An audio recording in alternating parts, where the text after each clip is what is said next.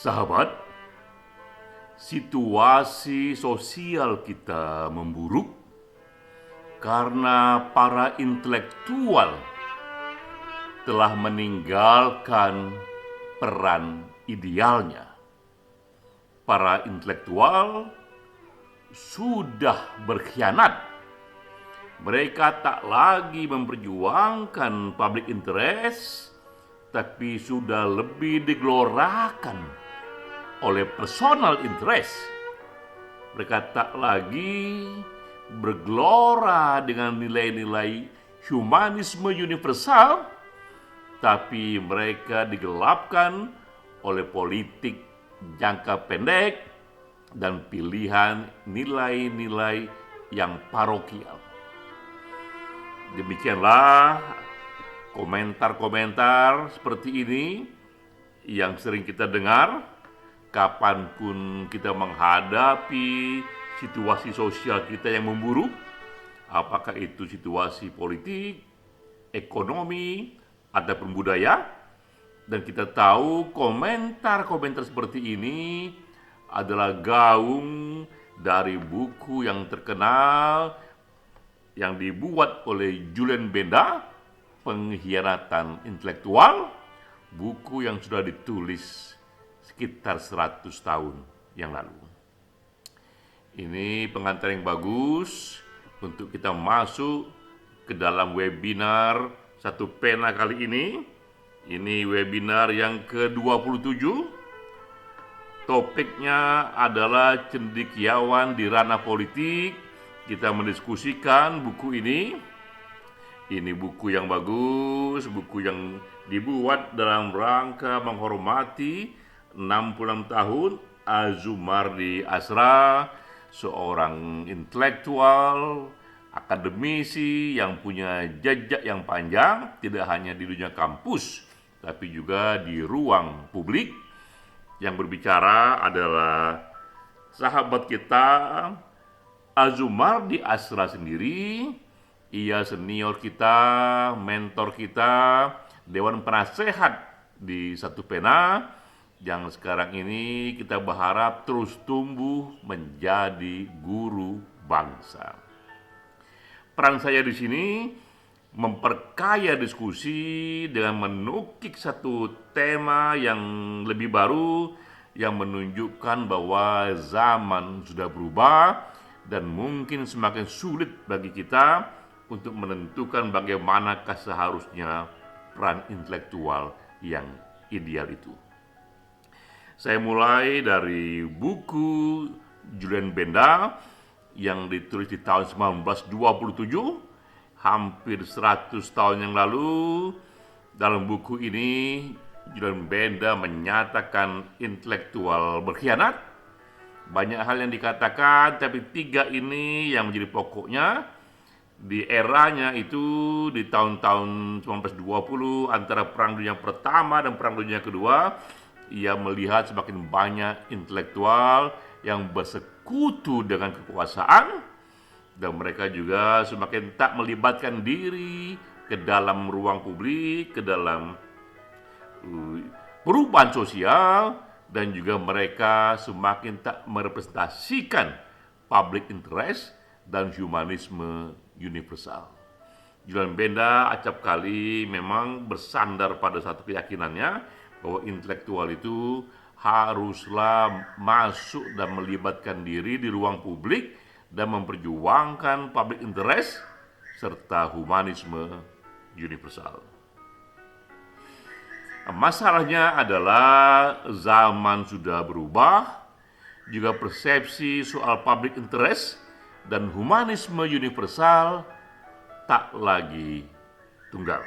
Jadi kita melihat perubahan pertama adalah karena datangnya profesi baru, yaitu policy advisor, sehingga dengan sendirinya intelektual yang memilih masuk ke dalam kekuasaan tak bisa ia dibilang berkhianat, karena memang ini profesi baru.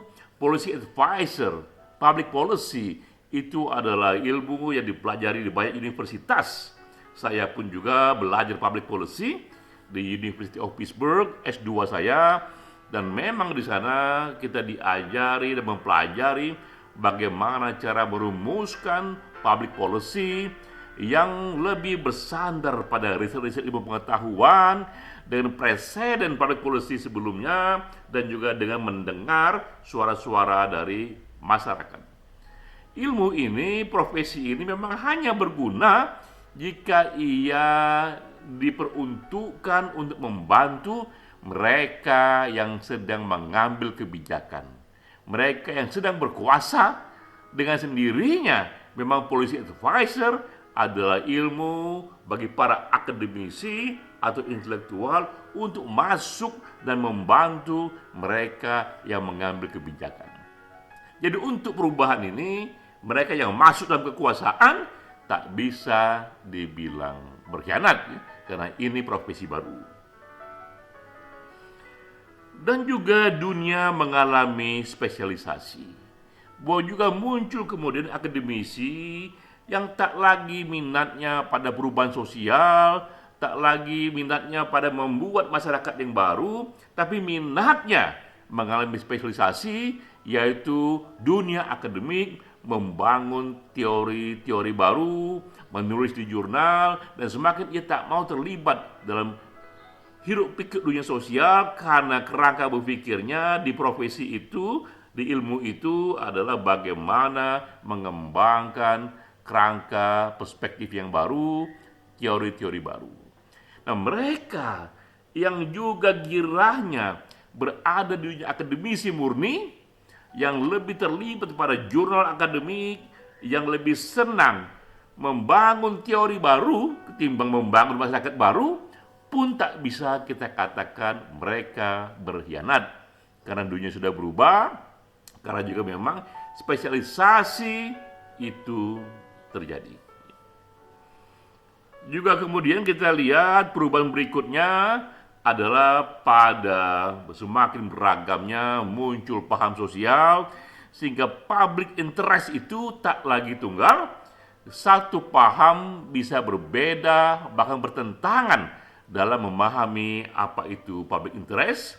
Kita sebut saja di sini antara mereka yang meyakini paham liberalisme akan berbeda mengartikan public interest, bahkan bertentangan dengan mereka yang menyatakan atau bersandar pada paham konservatisme.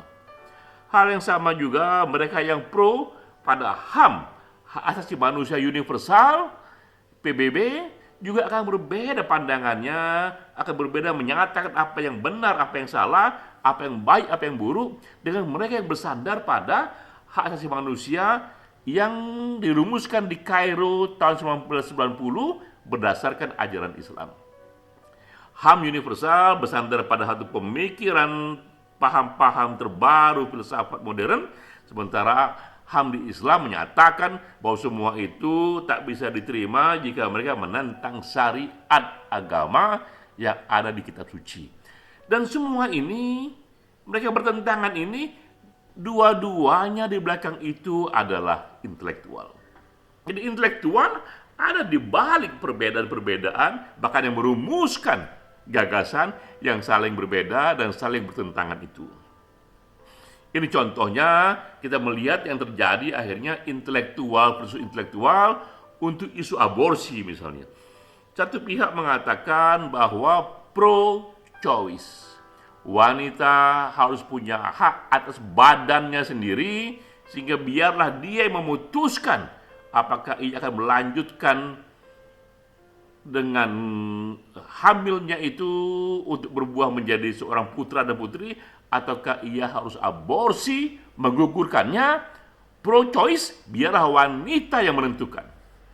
Tapi yang pro-life mengatakan, oh tidak bisa seperti itu, karena juga janin di kandungan wanita itu juga makhluk hidup yang harus dilindungi. Terjadilah itu pertentangan yang sangat keras sekali antara pro-life dan pro-choice. Hal yang sama dengan LGBT.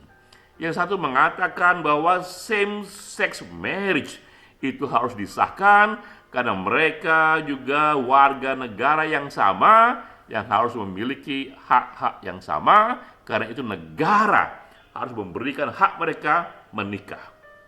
Dan terjadilah sekarang ini sudah lebih dari 20 negara yang melegalkan pernikahan LGBT. Tapi juga ada yang kontra pada itu dan mengatakan LGBT itu bagaimanapun ia bertentangan dengan prinsip-prinsip konservatisme dalam agama. Karena itu jangan ia dibiarkan, karena ia adalah ekses yang negatif dari peradaban modern.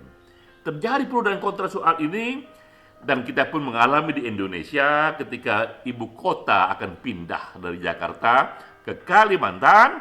Kita pun lihat terjadi pro dan kontra, begitu banyak intelektual yang kontra terhadap ini, tapi juga banyak juga intelektual dan para peneliti yang pro pada ini. Jadi kontra dan pro pun terjadi. Nah, kita lihat yang mana yang berkhianat. Karena dua-duanya merasa memperjuangkan apa yang benar. Dua-duanya merasa memperjuangkan public interest. Tapi public interest dalam pandangan mereka berbeda-beda, bahkan bertentangan. Karena berbedanya paham sosial dalam menafsir apa yang benar dan apa yang salah. Sungguh pun demikian, walaupun kita tak pasti lagi yang mana public interest yang bisa kita bela atau tidak bela karena beragamnya paham, tapi tentu saja tetap ada kerinduan pada kita untuk melihat peran-peran intelektual yang memang terasa monumental di zaman lalu yang mengubah banyak kesadaran. Nah, sekarang ini saya berikan contoh-contoh peran intelektual yang mengubah hidup kita, mengubah cara berpikir kita.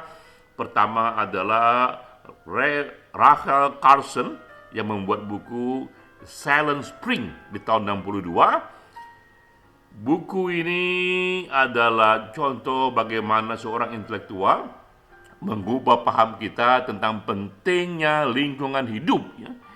Dalam buku ini, Rachel Carson menunjukkan kasus betapa rusaknya lingkungan akibat bebasnya penggunaan pestisida, dan kemudian ini menjadi policy yang besar sekali efeknya, pelarangan penggunaan pestisida, dan tidak hanya teknikalitis pestisida, tapi juga kemudian membuka pandangan tentang pentingnya mempertimbangkan lingkungan hidup dalam pembangunan, dalam kita menggerakkan satu policy. Ini contoh yang sangat monumental.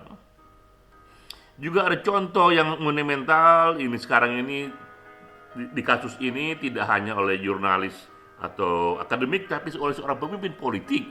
Gorbachev di tahun 89 melalui policy glasnost, keterbukaan, dan perestroika, reformasi, juga melakukan perubahan pemikiran sehingga akhirnya di lingkungan blok komunisme yang terdiri dari banyak sekali negara, lebih dari 20 negara, terjadi pemikiran baru untuk membuka datangnya pasar bebas dan demokrasi. Komunisme pun runtuh dan kemudian terjadilah satu transisi demokrasi. Di beberapa negara sukses, di beberapa negara dia tak terlalu sukses.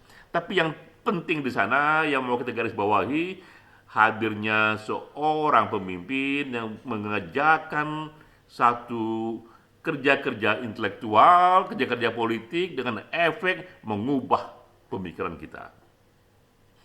Ini juga contoh lainnya, tidak dibawa oleh pemimpin atau oleh individu, tapi oleh Asosiasi Psikiater Amerika Serikat di tahun 73. Ini contoh kerja organisasi yang juga membawa perubahan pemikiran. Karena saat itulah ini sebuah revolusi. Asosiasi ini menyatakan berdasarkan riset kami, LGBT bukan penyimpangan. Homoseks itu bukanlah penyakit mental. Ini yang orang bilang satu pernyataan yang membuka mata. Ini eye-opener statement. Mulai dari tahun inilah kemudian pelan-pelan terjadi perubahan pandangan dan PBB pun akhirnya menjadikan LGBT ini bagian dari hak asasi manusia. Nah, kita lihat di sini bahwa sebuah organisasi pun bisa mengerjakan satu kerja-kerja yang mengubah banyak pemikiran kita. Tak hanya di luar negeri, kita juga memberi contoh di sini di Indonesia. RA Kartini di tahun 1900 ketika budaya patriarkal, budaya yang didominasi laki-laki begitu kuatnya, ia menyuarakan suara yang segar tentang pentingnya emansipasi wanita, betapa ia mengalami sendiri wanita dipersiapkan oleh keluarganya, oleh ayahnya hanya untuk menikah, tapi bukan untuk mengerjakan juga peran-peran sosial yang seharusnya bisa dikerjakan pemerintah. Sengaja saya cuplik ini untuk menggambarkan walaupun sekarang ini kita tak lagi terlalu mudah menyatakan siapa intelektual yang berkhianat atau tak berkhianat karena beragamnya paham-paham sosial yang ada, namun tetap ada kerinduan di hati kita hadirnya apakah itu tokoh politik, apakah itu seorang jurnalis, apakah itu seorang wanita seperti Kartini, apakah itu satu organisasi seperti asosiasi psikiater tadi yang mengerjakan, membawa hal-hal baru yang ujungnya mengubah pemikiran kita. Sekali lagi kita ucapkan selamat kepada sahabat kita, mentor kita, Azumardi Asra. Teruslah berkarya dan teruslah tumbuh menjadi guru bangsa. Salam.